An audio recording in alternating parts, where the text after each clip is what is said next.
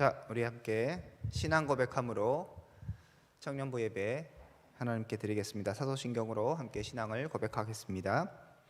전능하사 천지를 만드신 하나님 아버지를 내가 믿사오며 그 외아들 우리 주 예수 그리스도를 믿사오니 이는 성령으로 잉태하사 동정녀 마리아에게 나시고 본디오 빌라도에게 고난을 받으사 십자가에 못 박혀 죽으시고 장사한 지 사흘 만에 죽은 자 가운데서 다시 살아나시며 하늘에 오르사 전능하신 하나님 우편에 앉아 계시다가 저리로서 산자와 죽은 자를 심판하러 오시리라. 성령을 믿사오며 거룩한 공예와 성도가 서로 교통하는 것과 죄를 사하여 주시는 것과 몸이 다시 사는 것과 영원히 사는 것을 믿사옵나이다. 아멘.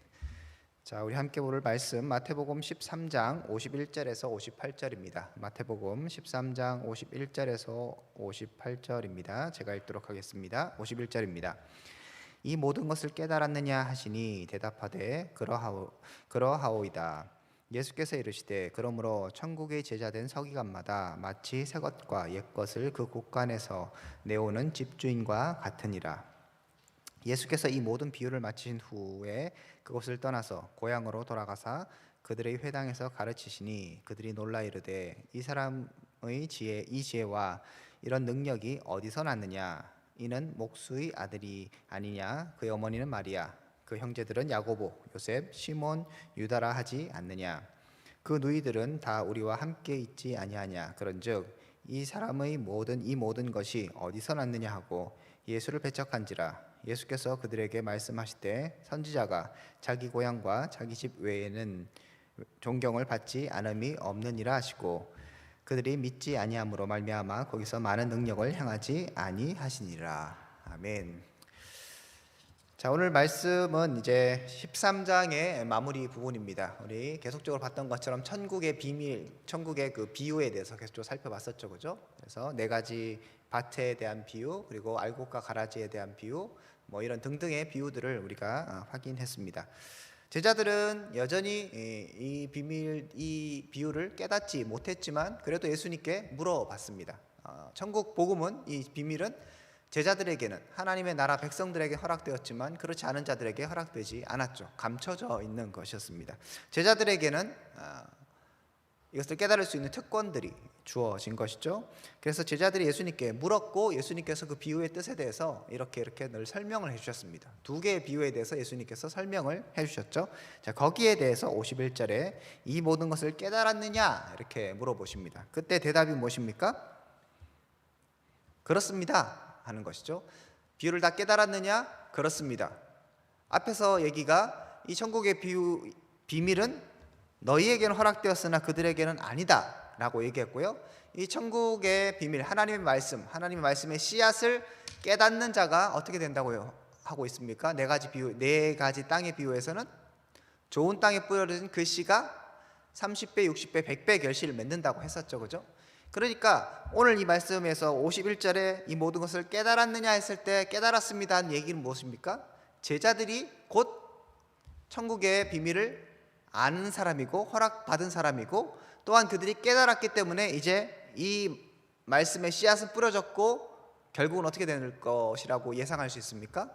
30배, 60배, 100배의 결실을 맺게 될 것이라는 기대를 충분히 할 수 있는 것이죠. 그래서 예수님께서 물어보시고 그들이 대답하는 것은 굉장히 의미 있는 이야기입니다. 깨달았느냐? 네 라고 이야기하는 것. 그래서 이들로 통하여서 결국은 하나님 나라가 계속적으로 확장되기 시작하는 것입니다. 자, 그렇게 말씀하신 후에 대답을 듣고 나서 52절에 이렇게 얘기하시죠. 예수께서 이르시되 그러므로 천국의 제자된 서기관마다 마치 새 것과 옛 것을 그 곳간에 내오는 집주인과 같다라고 얘기합니다. 이것도 뭔가 또 비유인데 좀 어려워요. 특히 여기 서기관이 나와서 여러분들 서기관 하면 긍정적인 이미지입니까? 부정적인 이미지입니까? 부정적인 이미지죠, 그죠? 바리새인과 서기관들 같이 묶여서 종교 지도자들로 칭해지잖아요. 그러니까 여기서 서기관, 근데 천국의 제자된 서기관 하니까 뭐지? 이렇게 생각할 수 있는데 여기에서 서기관은 긍정적인 의미라고 생각하시면 돼요. 그냥 원래 서기관이 했던 일, 말씀 필사하고, 예전에는 인쇄술이 없었으니까 성경을 다 베껴 쓰는 거거든요. 그렇게 하는 사람이 서기관이에요. 성경을 쓰는 사람, 그러면서 성경을 단순하게 쓰는 게 아니라 쓰려면 히브리어를 알고 있어야 되겠죠. 또 알고 있을 뿐만 아니라 이 내용이 무엇인가 이해하고 쓰는 거죠. 뭐 그림을 그리는 게 아니잖아요. 글씨를 쓰는 것이니까. 그러니까 서기관들이 단순하게 글 쓰는 사람이 아닌 것을 넘어서서 말씀을 제대로 알고 있고 공부한 사람들이에요. 자, 그래서 여기서 얘기하는 것이죠. 그런 서기관, 말씀을 제대로 알고 말씀을 온전히 공부하고 말씀을 맡은 사람, 이렇게 우리가 생각하면 될 것 같습니다. 그 사람들인데 특히 또 혹시 잘못 생각할까봐 천국의 제자된이라고 분명히 단서를 달아놨습니다. 그래서 이 천국의 제자된 서기관들은 제자들을 얘기하겠죠. 천국의 말씀을 깨달은 사람, 그죠? 이런 사람들이 어떤 사람인가를 다시 한번 설명해 주는데, 그 사람들은 서기관과 같은 사람, 말씀을 맡은 사람이죠. 말씀을 맡아서 필사하고 연구하고 이런 사람. 자, 이런 사람들이 어떤 사람인가 다시 얘기할 때 마치 새것과 옛것을 곳간에서 내오는 주인과 같다 얘기합니다. 그러니까 곳간이 있는 거예요. 이 서기관이 어떤 주인에 비유되는데, 이 주인은 곳간이 있고 곳간은 거기에서 새것과 옛것을 가지고 나온다 이렇게 얘기합니다. 새것과 옛것, 옛것과 새것은 무엇인가 하면 쉽게 예상할 수 있는 것처럼 옛것은 율법이겠죠. 하나님 말씀 이미 주어졌던 율법이고, 새것은 무엇이겠습니까? 그러면 지금 천국 복음이 전해지는 것, 이런 얘기를 이제 해석할 수 있는 거 앞에 예수님께서 13장 초반부에 다 얘기하셨기 때문이에요. 천국의 비밀, 새로운 것들을 이전에는 사람들이 막 알고 싶었지만 알지 못했다, 그런 얘기들 여러분 기억하시죠? 그죠? 너희에겐 허락되었다. 그래서 이 사람들, 이 제자들이 이 천국의 제자된 서기관이라고 얘기하면서 너희들은 이제 어떤 특권을 가졌는가 하면 곳간이 있고 하나님 말씀, 하나님의 지혜를 담은 곳간 같은 것이겠죠. 거기에서 옛것, 이제 구약의 율법, 하나님의 예전의 말씀들도 다 꺼내서 쓰고, 그렇고 그것뿐만 아니고 새것, 주님께서 지금 가르쳐 주시는 천국의 복음, 십자가, 이런 것들을 다 깨달아 알게 되는, 그것을 자유자재로 사용할 수 있는 그런 사람이 바로 너희다. 너희가 그런 특권을 갖게 되었다. 이렇게 말씀하시는 것입니다. 그래서 어떻게 보면 하나님의 백성이라는 사람들은 바로 이러한 능력을 갖고 있는 사람이어야 합니다. 곳간이 있는 거예요. 여러분, 우리는 이제 인쇄된 성경이 있잖아요. 구약과 신약도 다 있고, 그러므로 우리는 자유자재로 구약을 왔다 갔다 하면서 또 신약을 왔다 갔다 하면서 하나님 말씀을 여기저기로 꺼내서 그것을 읽고 연구하고 기뻐하고 그것을 깨닫고 즐거워하고 다른 사람들에게 나누어주고, 이렇게 할 수 있는 능력을 갖춰야 되는 것이죠. 주님께서 우리 가운데 그것을 요구하십니다. 천국의 제자된 서기관이다. 너희들은 그렇게 할 특권이 있다. 물론 당연히 제자들이 지금 요 비유 하나 깨달았다고 해서 정말 그 당시의 서기관들처럼 능숙능란하게 막 율법을 다 해석하고 그렇지는 않겠죠, 그죠? 하지만 앞으로 그렇게 될 것을 주님께서 말씀하시는 것입니다. 우리에게도 마찬가지로 여러분에게 하나님께서 주신 특권은 무엇인가? 하나님의 말씀을 깨닫고, 그 말씀은 구약과 신약의 모든, 지금부터 하나님께서 우리에게 주셨던 그 모든 말씀을 온전히 깨달아서 그것들을 적용하고 그것들을 내 삶에 새기고, 그것을 통하여서 또 내가 하나님의 나라를 이루어갈 수 있는 특권들을 누리게 된다라고 이해할 수 있겠습니다. 자, 예수님께서 이 비유를 마치시고 54절에 고향으로 돌아가셨다고 얘기합니다. 고향은 아마 그 나사렛이라고 생각할 수 있겠죠. 나사렛에 가셔서 회당에서 또 가르치셨습니다. 자, 예수님께서 여러 가지로 말씀을 하셨겠죠. 그렇게 가르치시니까 반응이 있습니다. 어떤 반응입니까? 54절에 보니까 그들이 놀랐다라고 얘기합니다. 그들은 이제 고향 사람들이겠죠. 나사렛 사람들이 놀랐어요. 왜 놀랐는가 하면 이 사람의 지혜와 이런 능력이 어디서 났느냐. 다른 성경에 보면 예수님께서 사람들도 막 고쳐주시고 하셨거든요. 그러니까 놀란 거예요. 뭐지? 이렇게 된 거예요. 그런데 이렇게 놀랐으면 긍정적인 반응이잖아요.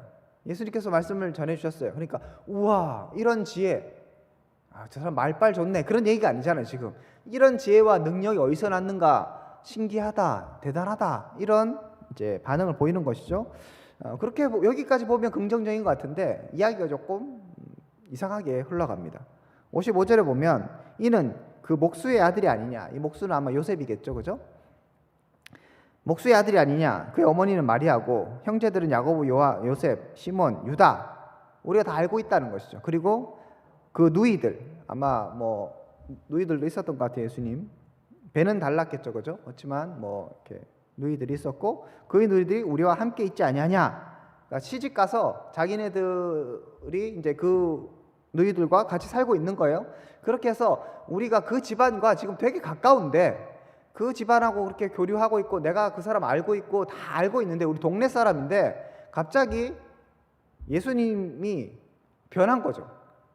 예전에는 별로 그렇게 두각을 나타내지 않고 뭐 이렇게 가르치지 않고 뭐 그랬는데 갑자기 여기저기 막 다니면서 사람들을 가르치기 시작하고 능력을 나타내기 시작한 거죠. 그런 소문을 들었겠죠. 그리고 고향에까지 왔습니다. 고향에 오셔서 회당에서 가르치고 계시는 거죠. 사람들이 와, 이 뭐지? 이렇게 얘기합니다. 그런데 문제는 뭐냐 하면 이들은 예수님의 그런 가르침을 받아들이지 않죠. 야, 저 엄마도 내가 알고 아빠도 내가 알고 아빠 그 목수 아니냐고 엄마도 그거 알고 그 다음에 형제들 내가 다 알고 있는데 걔네들 중에 특출한 애가 없는 걸 우리가 다 알고 있는데 그런데 갑자기 이 예수라는 사람은 어디서 튀어나와서 이렇게 우리가 생각하지도 못한 가르침을 전하고 능력을 행하느냐 이렇게 얘기하면서 57절에 예수를 배척했다라고 얘기합니다. 신기한 얘기일 수 있어요. 분명히 말씀을 가지고 말씀을 들었을 때 반응이 뭐 싫어, 뭐 안 좋아 이게 아니라 말씀을 듣고 놀랐다고 하잖아요. 대단하다고 생각했어요.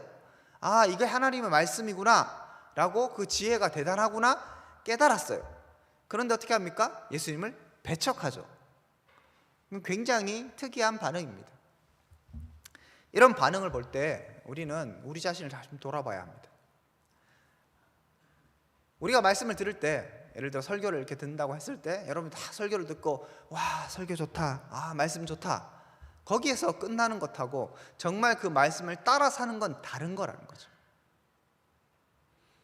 지금 이 지역 사람들이 예수님의 설교를 듣고 예수님의 가르침을 듣고 분명히 놀랐고 그 지혜를 보고 되게 감동을 받았습니다.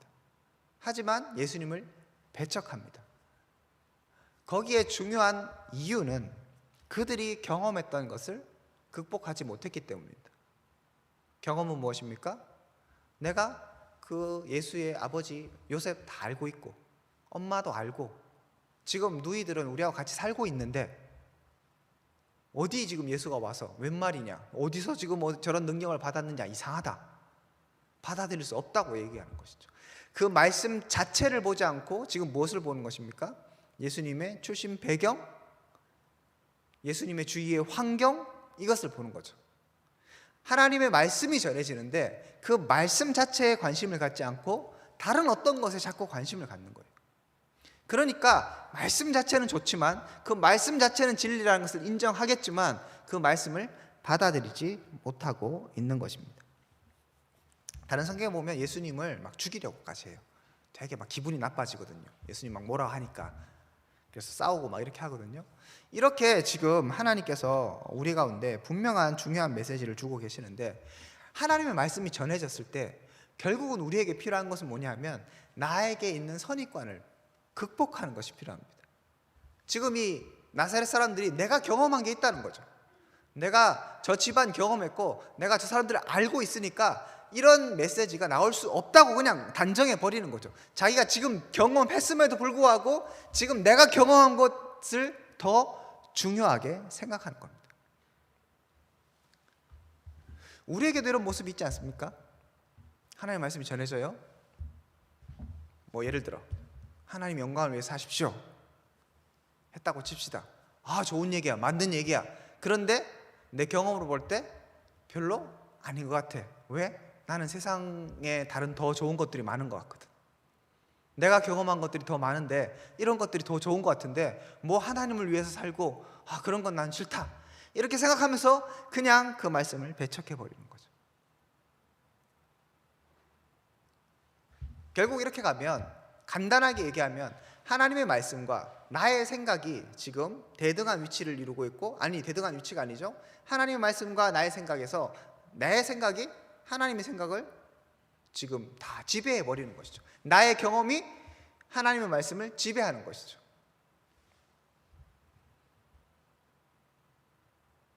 또 이것은 내가 직접 경험한 것은 아닐지라도 다른 사람들로부터 들었던 그런 이야기들을 듣고 이런 반응을 또 보일 수도 있는 것이죠.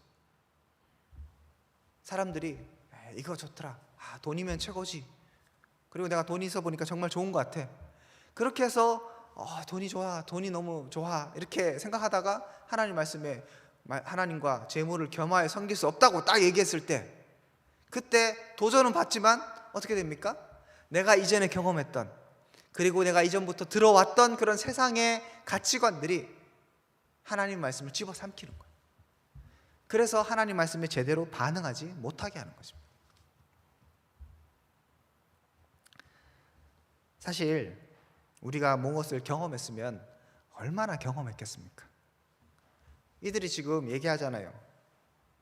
그 목수의 아들이 아니냐니까. 요셉을 알고 있었어요, 그죠? 마리아도 알고 있죠. 그런데 마태복음 초두에 나오는, 누가복음이나 다른 복음서 초두에 나오는 그 요셉과 마리아의 이야기를 정말 다 알고 있었으면 이런 얘기 못하는 거죠. 요셉의 족보를 알고, 그러면 요셉이 다윗의 자손인 것이 나오죠, 그죠? 또 그리고 하나님께서 요셉에게 이미 이렇게 말씀하시고 그런 기적들, 마리아에게 현몽하시고 얘기하셨던 그 이야기들, 그리고 저기 6개월 앞에 나왔던 세례 요한과의 그런 만남을 통해서 했던 그런 이야기들, 그리고 사가랴나 이런 사람들이 예수님을 보면서 말했던 그 이야기들, 이 어린 예수를 보면서 했던 그런 이야기들을 정말 다 안다면, 그리고 동방 박사들이 이렇게 와서 경배했던 그 얘기를 정말 다 안다면 이렇게 배척할 수 없어요. 배척하는 이유는 뭡니까? 경험은 했는데 그 경험은 굉장히 한정적인 거죠. 그런데 그게 다인 것처럼 생각하는 거예요. 이것이 문제입니다. 여기에 아무리 똑똑한 사람이 있을지라도 세상의 모든 것을 다 경험해 봤습니까? 그렇지 않잖아요.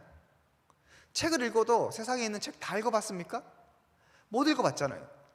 우린 여전히 배울 게 많고, 우린 여전히 알아가야 할 것이 많고, 여전히 미지의 세계들이 널려 있습니다. 그런데 그거 하나 경험했다고 우리가 살면 지금 몇십 년 살았습니까? 여기에서 제가 제일 오래 살았잖아요. 그래봤자 50이 안 되는데 그거 경험한 거 갖고 지금 여기 20대 태반인데 내가 20년 동안, 그 다음에 그 지각이 없는 거 다 빼고 한 5살부터 빼고 이렇게 따지면 얼마 되지도 않은 걸 갖고, 그리고 여러분이 어디 외국에서 살아봤습니까? 모르잖아요.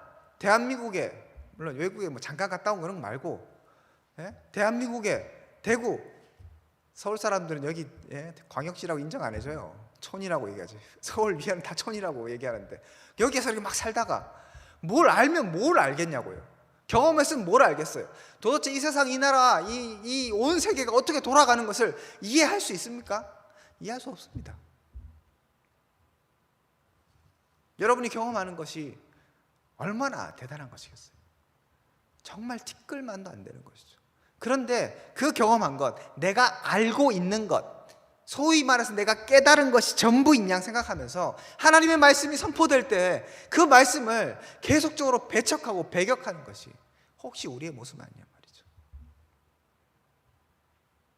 내 인생에 내 계획이 있고, 내 인생에 나의 경험이 있고, 나의 지혜가 있기 때문에 하나님의 지혜 좋은 것이지, 그렇지, 하지만 그건 좀 뒤로 밀어놓고 내 인생은 내가 더 잘한다, 내 사정은 내가 더 잘 알지, 지금 당장 필요한 건 이거지 하나님 말씀이 아니야 라고 생각하는 거죠. 지금 당장에 내가 필요한 건 돈이지, 지금 당장에 필요한 건 내가 저 사람이지 하나님이 아니라고 생각하는 것이죠.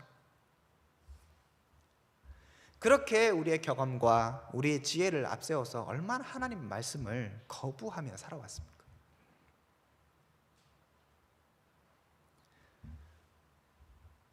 우리가 이 말씀을 보면서 삼자의 객관적 입장에서 생각해 본다면 얼마나 어리석게 보입니까? 예수님이 왔어요. 구주인, 그리고 그 유대 민족들이 그렇게 수천 년 동안 기다렸던 메시아가 자기 눈앞에서 지금 말씀을 가르치고 있어요. 그 놀라운 그 시간에 투덜투덜거리면서 내가 얘도 알고 쟤도 알고 내 경험이 어쩌고 하면서 말씀을 받아들이지 않는 이들을 보면 우리가 참 딱하다 이런 생각이 드는데, 반대로 우리도 똑같이 이런 딱한 모습이 될 수 있다는 것입니다. 그래서 예수님께서 말씀하시죠. 57절에 예수께서 그들에게 말씀하시되 선지자가 자기 고향과 자기 집 외에는 존경을 받지 않음이 없다. 특히 자기 집, 그러니까 자기 고향, 자기가 아는 사람들 앞에서는 이 선지자가 인정을 못 받는다. 왜? 그만큼 그 사람들이 경험한 게 더 많은 거예요. 나름대로 알고 있고 그 사람과의 뭐 관계, 뭐 그 사람의 어릴 적의 이야기 이런 걸 아니까 선지자 하나님의 말씀을 제대로 받아들이지 않게 된다고 이야기합니다. 58절에 그들이 믿지 않음으로 말미암아 거기서 많은 능력을 행하지 않으셨다라고 성경은 기록합니다. 결국 누구 손해입니까? 누구 손해입니까? 자기 자랑하고 자기가 경험한 거 자랑하고 자기의 생각 자랑하고 그러면서 하나님 말씀을 거부하면 결국에 가서 손해는 우리예요. 하나님 뭐가 아쉬운 게 있겠습니까? 하나님의 백성을 통해서 하나님 30배, 60배, 100배 결실을 맺고 결실을 하게 하시고 하나님의 영광을 이루어 가실 분이십니다.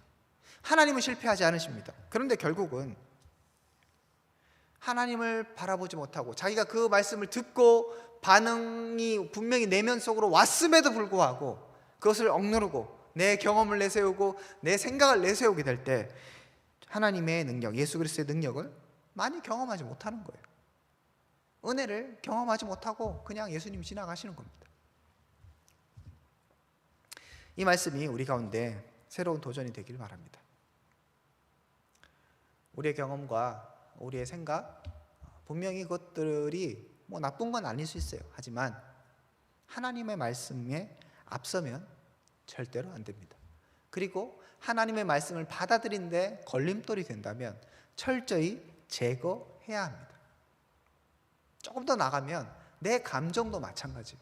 내가 경험한 거, 내 감정, 내가 예전에 했던 뭐 예를 들면 상처, 뭐 이런 것들이 하나 둘씩 쌓여서 하나님 말씀을 받는데 문제가 된다면 심각하게 받아들여야 되는 것이죠. 내가 하나님의 말씀을 거부하면 거부할수록 손해는 내가 받는 겁니다. 오늘 주님은 우리에게 말씀하고 계십니다. 자, 그러면 여러분들은 어떻게 하시겠습니까? 여러분들은 이 말씀에 어떻게 반응하시겠습니까? 오늘 이 말씀을 통해서 다시 한번 내가 말씀 앞에 선 자로서 순수하게, 정말 순수하게, 어린아이와 같은 자가 천국에 들어갈 수 있다고 하잖아요.